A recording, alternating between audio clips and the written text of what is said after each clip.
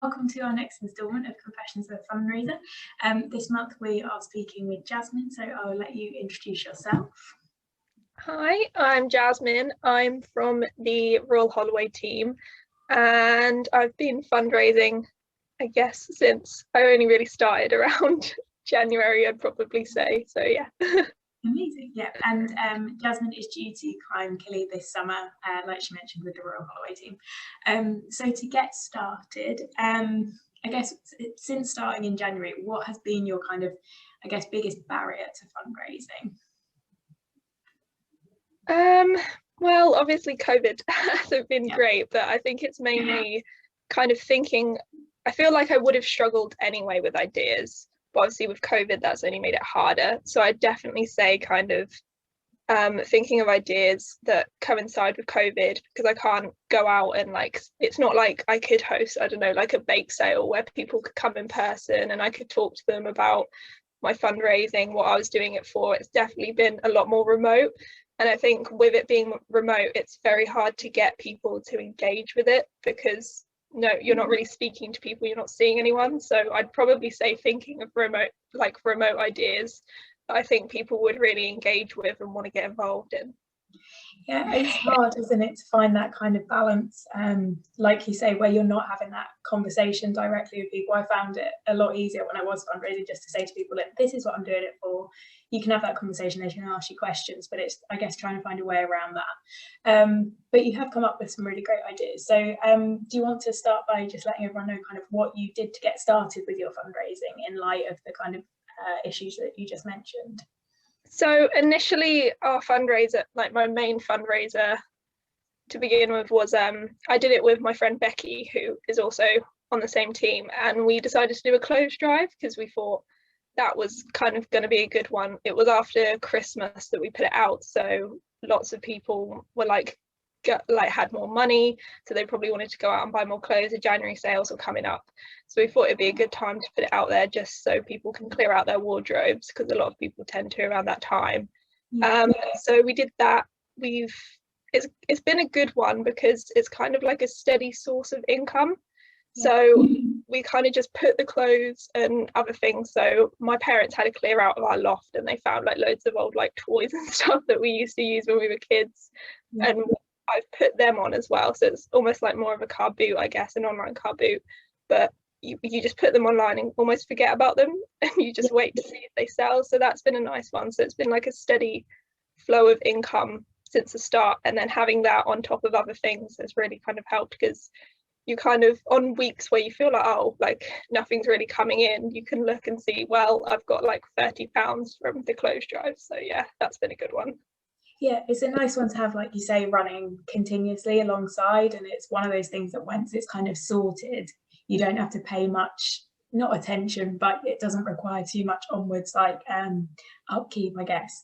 But I think as well, like you said there, like your parents cleaning out their attic, like people will find the most bizarre stuff that they can't be bothered to get rid of. So it's easy for someone to sell it on, isn't it? Like it does work well. But what sites have you been using to sell your stuff? So I've been using eBay and Vinted.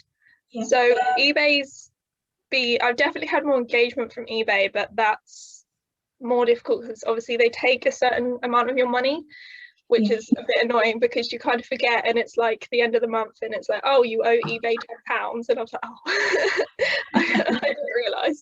So we kind of moved to Vinted a bit, but obviously Vinted, I think a bit like Depop, you kind of need to kind of get the message out more. So unfortunately it relies more on people that you know, because you then go and like you have to tell people, oh, I'm selling on Vinted, please check it out. So that one's definitely a lot harder, but then it's free, so like you don't need to pay anything to them. So but eBay is probably the go-to, I'd say, just as long as you remember to keep money back because you will have to pay money to eBay. Yeah, no, it sounds good though to have both platforms, like, and that balance of, okay, it's free but not as further reach, and then paying and getting a further reach. It sounds like a nice kind of middle ground, I guess, to make sure you are reaching people. Yeah, I think it's a great idea. If anyone is struggling for ideas, I think this is a really good one to get going. And especially now with people spring cleaning and stuff, there's going to be loads of people with stuff that they want to get rid of. So you can just put out like a cheeky little question to be like, I'll sell it for you. It is a good one. But you also recently just finished another event, your Walk for Water. Do you just want to give a bit of an idea as to what that event was?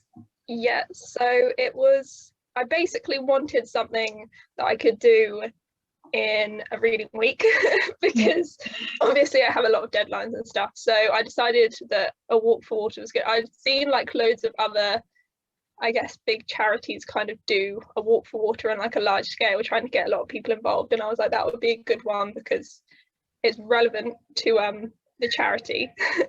And it was just, so essentially I decided to do 6k a day over the course of a week. And I think obviously with 6k my total was like, well, I can't remember, like 40 something. But then I decided to make it more challenging because I was like, if I'm walking 6k already and I'm already saying I'm going to do that, people are going to be like, oh, we're just walking it anyway, what's the point in giving money? So as a challenge I decided to do add an extra k on with every donation of £5 plus. So I can't remember exactly how many I walked in the end, but I think it was 60. So in the end I managed to walk 60k, and it was quite a nice one in the sense that I was going out for walks every day anyway. It was lockdown, like there's not really much else you can do. So it just kind of fit into, I guess, my daily routine. And yeah, I got a shocking amount of like engagement with it. Like I didn't realize people would, I was expecting to probably, I mean, I wanted to kind of push myself and get a lot of donations, so I kind of set the bar high, but in my head I was probably thinking, oh, I'll maybe make like £50 from it, but in the end I managed to make over 100, which was great. Yeah, no, it was amazing. I think, like you say, having something that fits into your routine, but you can also add like another element to it. So like you say, adding on another K for every £5 plus donation, it's a really nice way to engage your donors as well. Like, I think I've said it before on one of these recordings, but like donors like to be able to be part of making someone, like, I guess suffer is the right word, like really pushing themselves. It's, people want to see that you are like actually challenging yourself to do something. So whilst yes, it does fit into your routine of like daily walking, adding that like extra element is a really nice way to kind of say, look, I am willing to push myself a bit further, but I need you guys' support. So yeah, it was really, really good. I think it worked really well. And like you say, just for running for that week, the amount of money that you raised from it was great, and gave a really nice booster to your like already increasing fundraising targets. That's amazing. In terms of, so from the events that you've done and events that you have kind of planned in place, what advice would you give to someone who's kind of either struggling to come up with ideas or just doesn't really know what to do with their fundraising? I think the main thing that I found was that the first couple of £100 was like the hardest barrier to get over, because as I said, like I didn't really start properly like my fundraising until January. So prior to that, I was just kind of, it was like word of mouth, and I was like telling people I was doing the climb, but because people just saw it and they were like, oh yeah, I'll donate, like at some point I wasn't getting any money in, and that was like really quite draining because I just kept feeling so negative. I was like, how am I ever going to raise £2,600 when I've got like £30 in the total at the minute?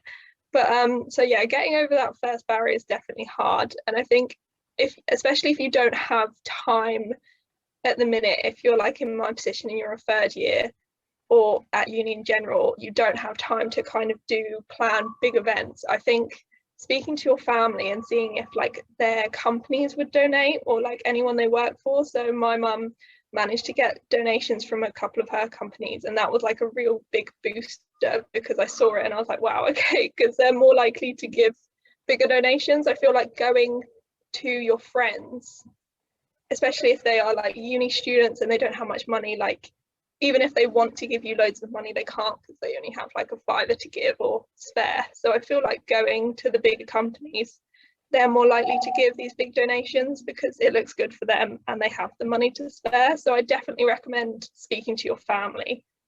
Yeah. And also probably like with the clothes drives, I feel like people like to donate or are more inclined to donate when they feel like they're getting a product in return.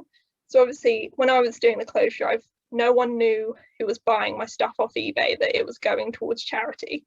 So they just saw it as like a normal sale. So if you can do anything like that, whether it be like, I don't know, like a bake sale, but obviously with COVID regulations in mind, or the clothes drive, doing that would be really good because people are getting a product and therefore they're more likely to give you money rather than just you asking for money without them getting anything in return. So probably one of them two things would be good. No, that's amazing. I think you touched on something really important there, which I think is something that I try to get across, but it might not come about so clearly. But I think you basically like network mapped and seen what kind of thing would either appeal to like what groups you're working with. So setting yourself 3 distinct categories of like friends and family, I guess companies, and then strangers. So targeting strangers with like eBay and sales like that.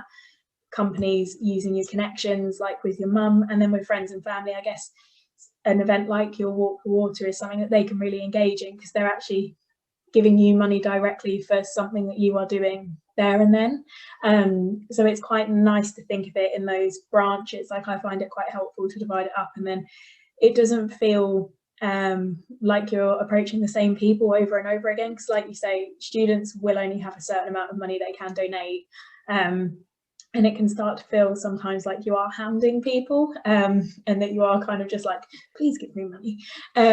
But like you say, that like the connections like that your mum has and those larger donations that can come in from companies, like some people are very reluctant to ask, but the worst thing that someone's going to do is say no. And the best thing that someone's going to do is that you're going to get a donation in like you did, that has just really, again, boosted your total. And it kind of, I guess it relieves some of the pressure when you do events like your Walk for Water, because you can enjoy doing them and marketing them and not having that massive weight on your mind that, okay, I need to make however much from this, or like it's not gonna be worth it. But you've balanced it really well, which is really nice, and I think that will help going forward as well.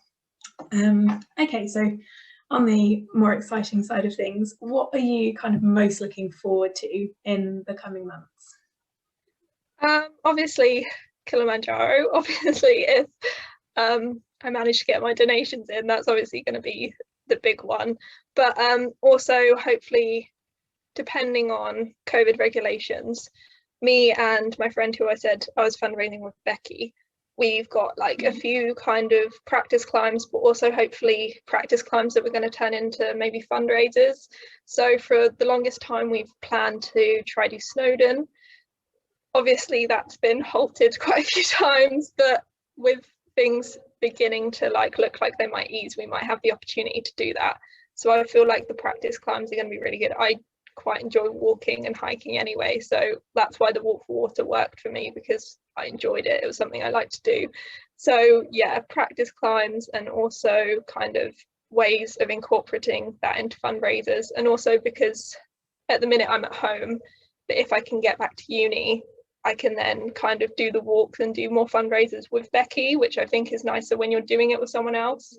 And I know that my Royal Holloway team have kind of said like they're thinking about fundraisers, they've got fundraisers in mind. So I think fundraising with other people in the future is going to be a lot more fun to do rather than doing it on your own. So yeah, definitely, it'll be nice when we can actually interact with people. But I mean, things are looking more and more positive, especially for like doing your Snowdon climb and things in the summer. And I think again it'll be a great way to incorporate your training and a bit of fundraising in there as well. So that's great. Well, I'm really pleased that like since January things have been going really well for you. It's been really nice to see like firstly yours and Becky's like clothes drive take off, and also your Walk for Water. And I look forward to kind of what other things come into play, and also like your training walks as well. It'll be nice to see the whole team being able to kind of interact together. But thank you so much for coming and talking to us all, and best of luck with the rest of your fundraising. thank you, I really enjoyed it.